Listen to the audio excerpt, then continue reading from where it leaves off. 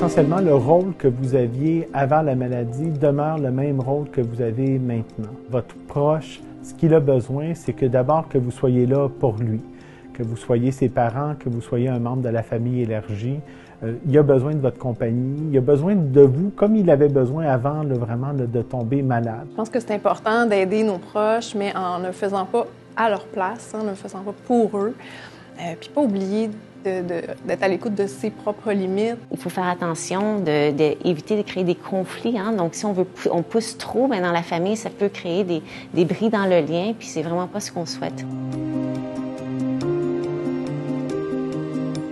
La guérison, c'est un grand mot. Ce qui est clair, c'est que de plus en plus, on peut bien vivre avec la maladie, avec la psychose. Le terme guérison est un terme qui vient vraiment de la médecine. Hein? On a l'impression qu'une maladie, elle est là, puis oups, elle l'est plus. C'est quelque chose qui est un peu blanc ou noir. Lorsqu'on parle de santé mentale, on parle plus de rétablissement. Et le rétablissement, c'est un processus.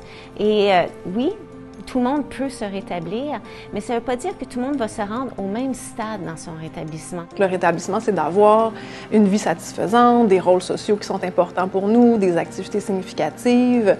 C'est vraiment, dans le fond, de ne pas laisser la maladie définir notre fonctionnement. La schizophrénie, avec les traitements qu'on a actuellement, on peut contrôler la plupart, pas tous, mais la plupart des symptômes de la schizophrénie. Les traitements se sont quand même beaucoup raffinés au fil des années.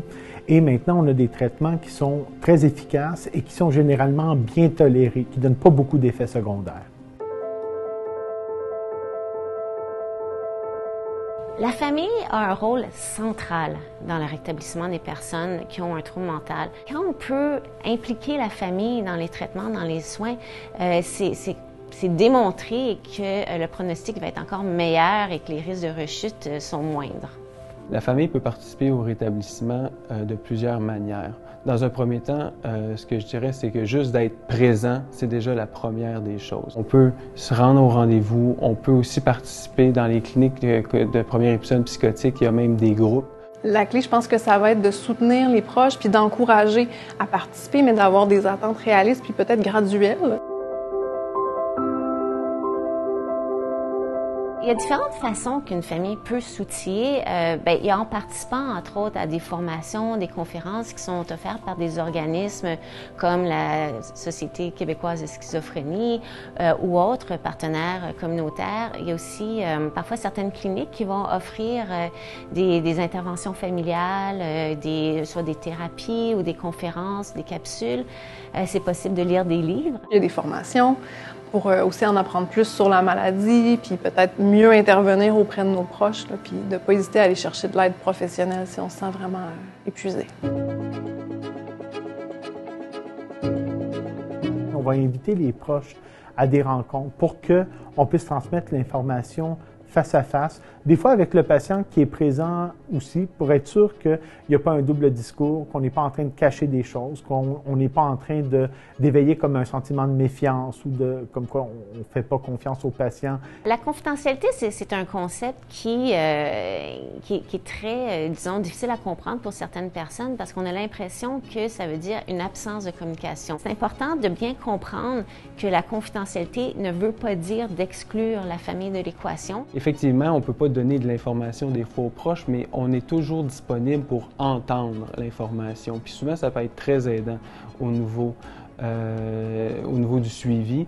Et ça, c'est toujours quelque chose qui est encouragé. Donc, chaque clinique, chaque professionnel a le devoir même d'entendre les inquiétudes des proches.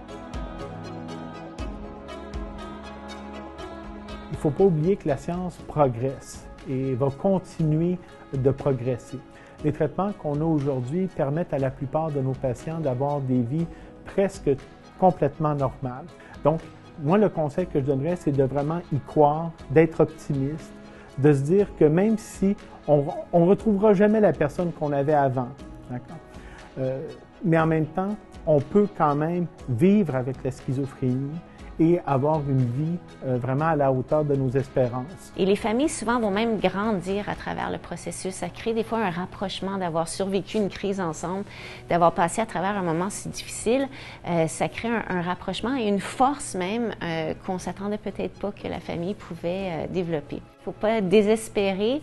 Il y a de la lumière au bout du tunnel et grâce aux traitements, aux avancées cliniques, bien, les gens vont mieux. Je manque de mots pour dire à ma famille combien qui ont été aidants. Ma famille m'a épaulé tout au long de mon processus de cheminement, de rétablissement. Ils ont toujours eu de la compréhension pour ce que je vivais sans me juger, toujours en essayant de trouver des moyens pour pouvoir m'aider. Donc, je leur dis un gros merci parce que c'est grâce à eux que je suis ici aujourd'hui.